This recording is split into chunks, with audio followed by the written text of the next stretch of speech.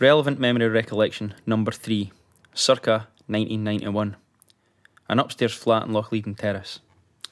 It was a miserable night and we needed somewhere to go. There were 8 of us, so this made things tricky. I'd never been to Jessie and Dave's house before, and it looked like that's where we were headed. John, one of my counterparts, asked, "You ever been to Jessie's before?" "Nah," I replied. I knew Jessie and Dave to say hello to, but that was about it. I knew they were both pretty bad with smack, and that Dave was recovering for a recent and unsuccessful suicide attempt. Jessie and Dave's appearance publicised their poor lifestyle. Both looked rough and much older than they really were. Jessie had big eyes set deep in a gaunt grey face, framed by long black poker straight greasy hair. She was horribly thin, with skin that seemed to hang off her bony frame. But what you really noticed about Jessie was her teeth. The teeth that were left in Jessie's head were massive black and yellow pegs. Your eyes were drawn to their unnatural size. Jessie clearly had naturally big teeth, but her obvious lack of oral hygiene had led to extremely receding gums. This led to her mouth containing several finger-like protrusions that were once normal teeth. Dave was in a similar condition, although he only had a few black stumps remaining in his mouth, pretending to be teeth. He looked incredibly frail. His face was partially hidden under a mop of dirty brown hair and patchy beard. He wore a permanent slouch and the same denim jacket, come hail, rain or shine. On our way round to the flat, we shared what we knew about Dave's attempted suicide. "What did he do?"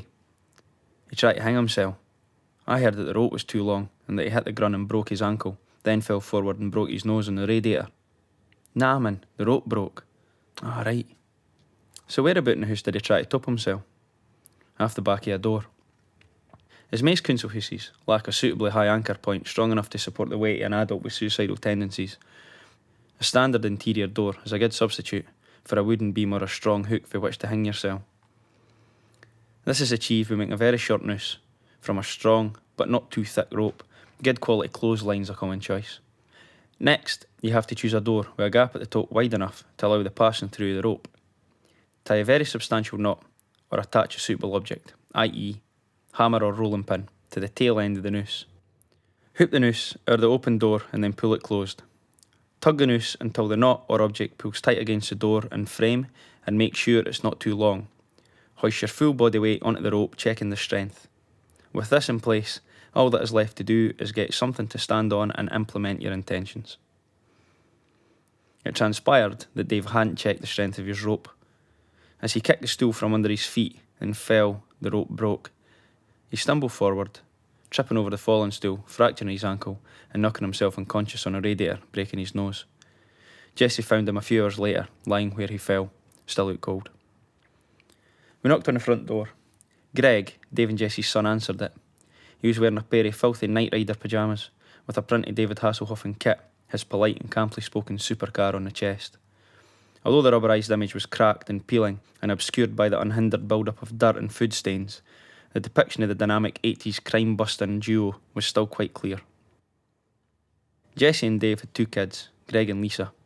Lisa was 9, the older of the 2, and the biological daughter of Dave. Wee Greg, who was 7, wasn't Dave's son. Jessie and Dave had been an item 10 years previous, at which point they had Lisa. They split and went their separate ways. Jessie went on to have Greg with another man, and Dave went on to continue consuming highly addictive substances. 5 years later, Cupid's arrow found its way back to both their hearts, drawing them back together once again, reuniting Dave with his now 5-year-old daughter and a new 3-year-old son. The parental differences of the children obviously bore no relevance to their care, with no favour shown over either child. They were both neglected equally. Greg held the door open for us to enter. As we crossed the threshold, a wall of heat and very unpleasant odour confronted us. We walked up a set of interior stairs that led to the flat. As we ascended the stairs, the heat and the smell got stronger. At the top of the stairs, we entered a central corridor that led to all the rooms. The smell had now become a stench, and the heat was making the whole situation much worse. The houses in Lochleven Terrace were the first in Celtic to get a full renovation. The tenants had been moved out and into a temporary caravan village for the duration of the refit. At the time, Lochleven Terrace was a relatively notorious street in Celtic and was referred to as BD Valley. Lochleven was predominantly made up of drug addicts, alcoholics and rehoused socially challenged families. Nobody ever seemed to stay that long in the valley, 1 or 2 years max. As a result, when everybody was moved back in after the renovations, Loads of the houses got stripped of the new fixtures and fittings, and these were sold on. It wasn't uncommon for many of the houses to be missing doors and kitchens, and in some cases, bathroom suites and entire central heating systems. Jesse and Dave's house was no exception, although they still retained their bathroom and central heating, which as far as I could gather was set to 300 degrees centigrade.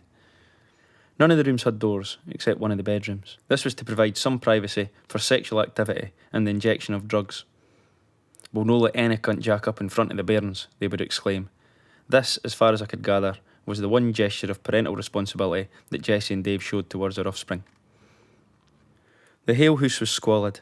As we walked along a corridor to the living room, we passed a doorless bathroom that reeked of piss, with dry blood in the sink and a pile of soiled clothes in the bath. Approaching the kitchen, the main source of the stench became clear. Their dog, Toots, had recently had a litter of pups, and nobody was born to clean up the mess. The entire kitchen and most of the hall was carpeted with puppy shit and piss. In the kitchen, newspaper had been put down in a vein absorption attempt. In the corner lay Toots the dog, looking sad and hopeless. All round were wandering hungry pups. Two lads we knew stood around the cooker having spats. One of the lads looked up smiling. "Watch where you're standing, lads, it's like a minefield around here," he sniggered. Spats, also known as hot knives. Two knives are heated up and small lumps of cannabis are picked up and sandwiched between them, burning the dope, allowing it to be inhaled. Jessie came along the corridor on her way to the toilet. She was in her bare feet and showing no concern for a potential underfoot dangers, managing somehow to avoid all the shit with nonchalant ease. Passing us, she said, "Hiya," and told us just to go through to the living room and sit down. A couple of us entered the kitchen to pet the pups and chat to the two lads. Jessie came into the kitchen to make herself a cup of tea. As I was crouching down, playing with two of the pups in a relatively shit-free area, Toots came over for some attention. She was a lovely wee gentle dog that was suffering for very poor treatment. I looked at the two pups running around my feet and between the legs of Toots and thought, what a shit deal you guys have got. Just then, wee Greg came in, asking his mum for something to eat. Greg had a really limited vocabulary and serious problems with pronunciation. It was almost impossible to make out what he said at times. "Make a jam piece," she snapped, then walked past him with her cup of tea out the kitchen. It was apparent that Greg had been dealt the same cards as the pups. I left the pups in the conversation in the kitchen, making my way through to the living room, followed by Greg and Toots. Greg had hurriedly constructed a jam sandwich and was stuffing it into his mouth as we walked along the corridor. Every bite and chew was scrutinised and monitored by Toots, who eventually received a percentage of the booty. The living room was bare and illuminated by a single and ludicrously bright naked light bulb. The room was rectangular, with two windows at one end of a long wall. Underneath the windows were a 2 and a 3-seater couch. On the opposite wall, there were 3 single easy chairs and another 3-seater. None of the chairs matched, and all looked like they'd been found in the street.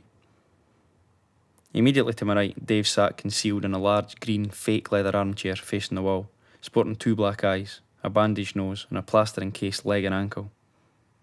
He was inches away from a very new-looking PC, and he was absorbed in playing a car racing game. Greg went straight over to his dad's chair and sat on the arm, at which point Dave took a virtual corner too wide, crashing his car. He immediately blamed his son and told him to fuck off. Greg got up and without uttering a word made his way towards one of the easy chairs that was occupied by his sister. I hadn't noticed Lisa in the room. She was sitting quietly in a chair examining a snow globe. Without looking at her brother, she moved over, allowing him to slip over the arm of the chair and squeeze him beside her. They both sat in silence, looking bored. Both Greg and Lisa had jet black hair and bore a strong resemblance to their mum. The 2 children looked very alike. You would never have guessed they had different dads. They were very small for their age and incredibly thin, presumably malnourished from a diet of jam sandwiches and crisps, although this reasoning never occurred to me at the time.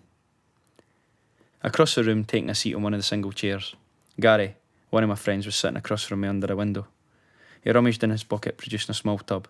"Skin up, Jace," he said, throwing it in my direction. I caught the tub, opened it, and obliged.